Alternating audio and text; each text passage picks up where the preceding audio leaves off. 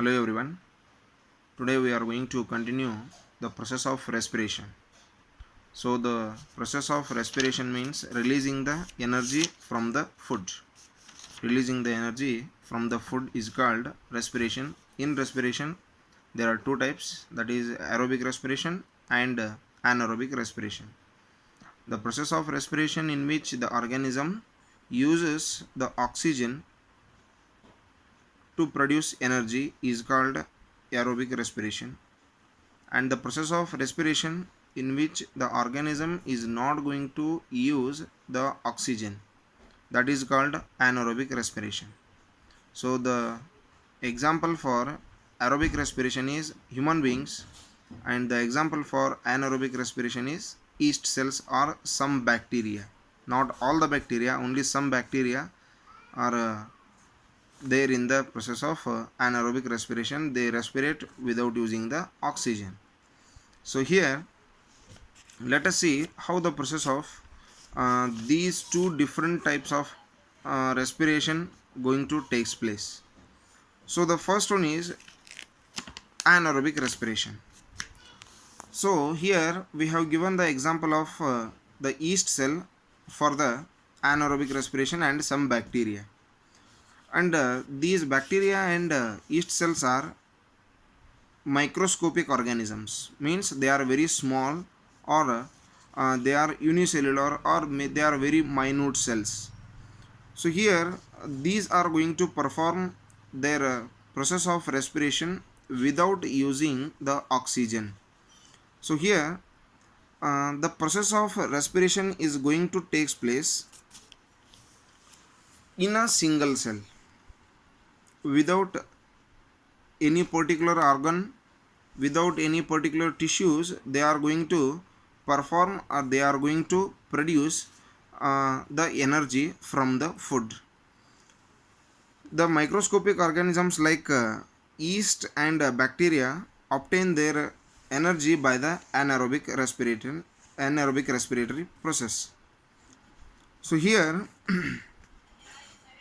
the energy which is produced in the anaerobic respiration is utilized by the microorganism, and that energy which is produced in the anaerobic respiration, it is very less compared to the aerobic respiration. The energy produced in the aerobic respiration is more, and in the energy produced in the anaerobic respiration, it is very less compared to aerobic respiration. So here the energy which is produced, it is stored actually in the form of ATP. The energy produced during the respiration, it will be stored in the form of ATP. It is adenosine triphosphate, and whenever it is the energy which is instantly used by the organism, that will be used, and the extra energy which is produced during the respiration, it will be stored in the form of ATP, that is adenosine triphosphate, and whenever it is required by the organism, and that ATP is going to convert into the ADP, that is adenosine diphosphate, and utilized by the organism. So here the energy which is produced, that will be in the form of ATP. And here how the process of anaerobic respiration is going to take place. So actually the glucose, the food which is present in the form of glucose, that is going to convert into the pyruvate molecule by the process of glycolysis. By the process of glycolysis, the glucose is going to convert into the pyruvate molecule. Glucose is 6 carbon molecule atom, but here the pyruvate is 3 carbon molecule atom. So here so this is the simpler form.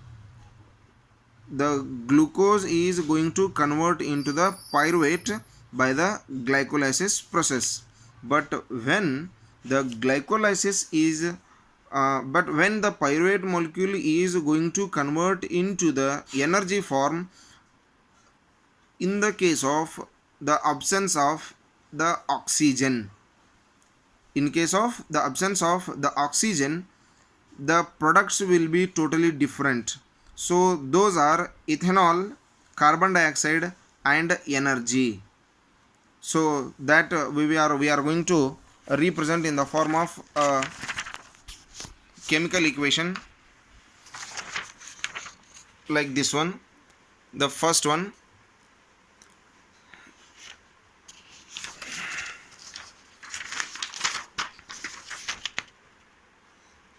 the glucose, the first equation, glucose by the process of glycolysis, it is going to convert into the pyruvate molecule.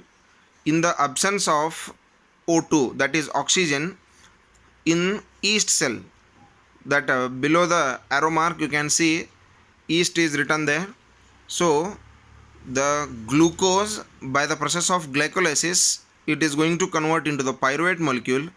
That pyruvate molecule, in the absence of the oxygen, it will convert into the C6H12O6, sorry, that is C2H5OH, that is ethanol.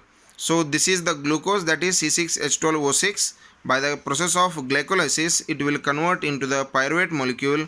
In the absence of the oxygen in yeast cell, that pyruvate molecule is going to convert into the C2H5OH, that is ethanol, and carbon dioxide plus ATP, that is the energy. So here ethanol and carbon dioxide are the byproducts. Ethanol and carbon dioxide are the byproducts of this chemical equation or by this respiration process. So here in the yeast cells or in bacterial cells, the process of respiration is going to take place like this. The glucose is going to convert into the pyruvate molecule. In the absence of the oxygen, the pyruvate is going to convert into the ethanol, carbon dioxide and energy. So here the energy which is formed during the respiration in the anaerobic respiration process, so it is very less compared to the respiration by aerobic method. So here the energy which is produced, it is very less compared to the aerobic respiration. So here the byproducts are ethanol and carbon dioxide. So here we can consider this process as the fermentation process also. The process with the respiration process which is going to take place in the absence of the oxygen, that is also called as the process of fermentation. That fermentation definition already you have learned in the before classes, that is the conversion of sugar into the alcohol, that is called the fermentation. That is actually you have learned in the 8th standard. So here the process of anaerobic respiration in which the ethanol is going to form as a byproduct, carbon dioxide will be formed and energy will be produced in this chemical reaction. So this is also considered as the fermentation. So let us see how the process of aerobic respiration is going to take place. Hope this anaerobic respiration is completely clear. So aerobic respiration here, aerobic respiration means the process of respiration which takes place in the presence of oxygen.